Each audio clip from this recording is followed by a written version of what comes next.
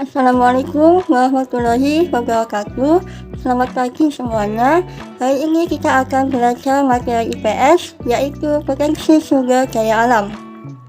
Sebelumnya, ini adalah tujuan pembelajaran yang akan kita capai. Yang pertama, Saudara Didik mampu menjelaskan definisi sumber daya alam dan jenis-jenisnya.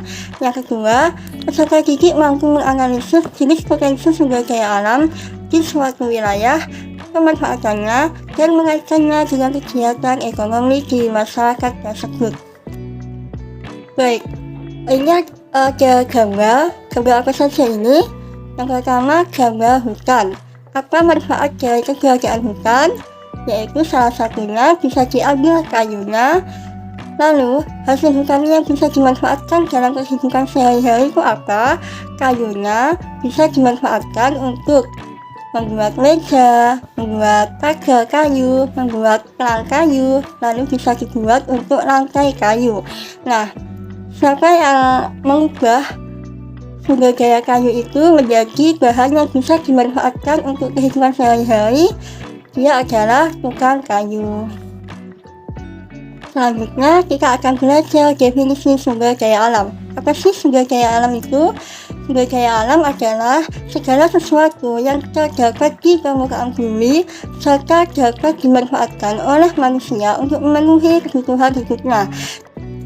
Jadi, sumber daya alam ini adalah segala sesuatu yang ada di permukaan bumi yang dapat dimanfaatkan manusia untuk memenuhi kebutuhan hidupnya. Nah, sumber daya alam ini dibagi menjadi dua, yaitu yang dapat dikerbauwi dan tidak dapat dikerbauwi. Nah, kita akan belajar mengelompokkan jenis sumber daya alam melalui website BEM ini. Nah, silahkan kita akan belajar mengelompokkan jenis sumber daya alam. Yang pertama, ada sumber daya alam yang dapat dikerbauwi. Apa saja itu? Ada tanah, air, tumbuhan, sayuran, hewan, dan matahari.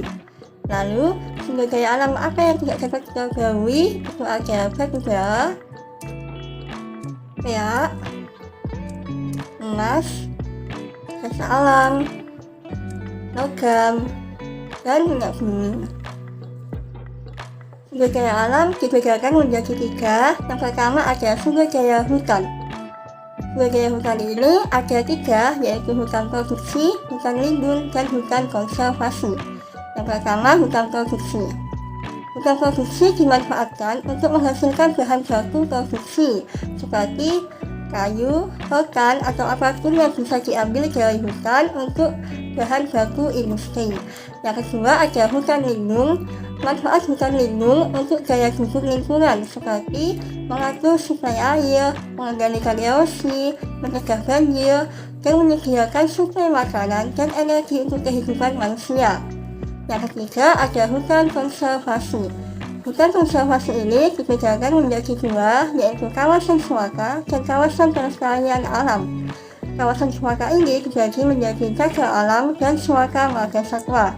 Yang kedua, kawasan pelestarian alam ini dibagi menjadi taman nasional dan taman wisata alam. Salah satu contoh taman nasional itu ada di Banyuwangi.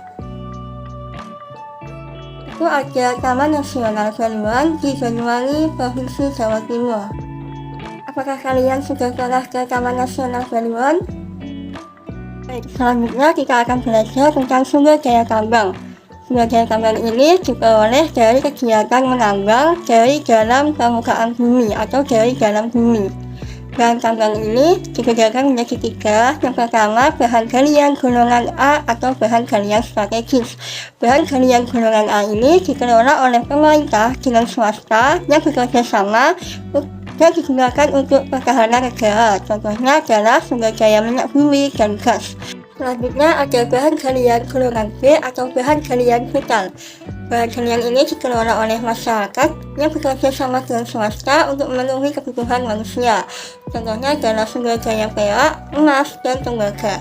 Yang ketiga ada bahan galian golongan C atau bahan galian industri.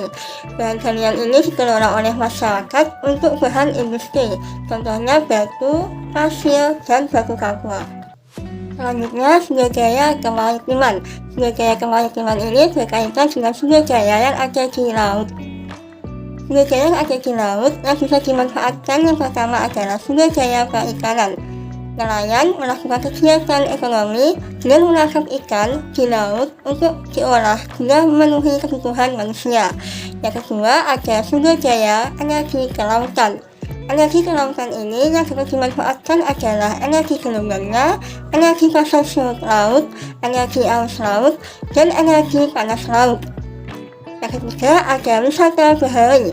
Laut bisa dimanfaatkan untuk wisata bahari seperti untuk berenang, menyelam, memancing, dan snorkeling. Nah, sumber daya alam tadi bisa dimanfaatkan manusia untuk memenuhi kebutuhan hidupnya.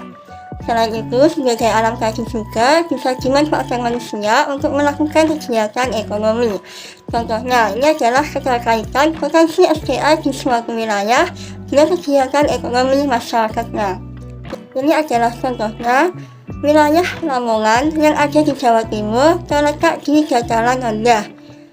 Dia memiliki suhu yang panas sehingga memiliki potensi sumber daya alam di bidang pertanian. Salah satunya adalah pertanian padi, di mana padi ini cocok ditanam di daerah dataran rendah dengan suhu yang panas. Maka, kegiatan ekonomi masyarakat di wilayah Lamongan menyesuaikan potensi SDA di wilayah tersebut. Contohnya, banyak yang bekerja sebagai petani padi. Nah, selain itu, ada petani padi, maka akan ada memunculkan pedagang yang menjual hasil panen padi atau beras. Nah, beras ini dapat diolah menjadi nasi untuk memenuhi kebutuhan manusia, yaitu di bidang pangan. Nah, hari ini kita sudah belajar mengenai potensi sumber daya alam, jenis-jenisnya, lalu potensi sumber daya alam di suatu wilayah yang berhubungan dengan kegiatan ekonomi di wilayah tersebut. Semoga pembelajarannya bermanfaat. Sekian, wassalamualaikum warahmatullahi wabarakatuh.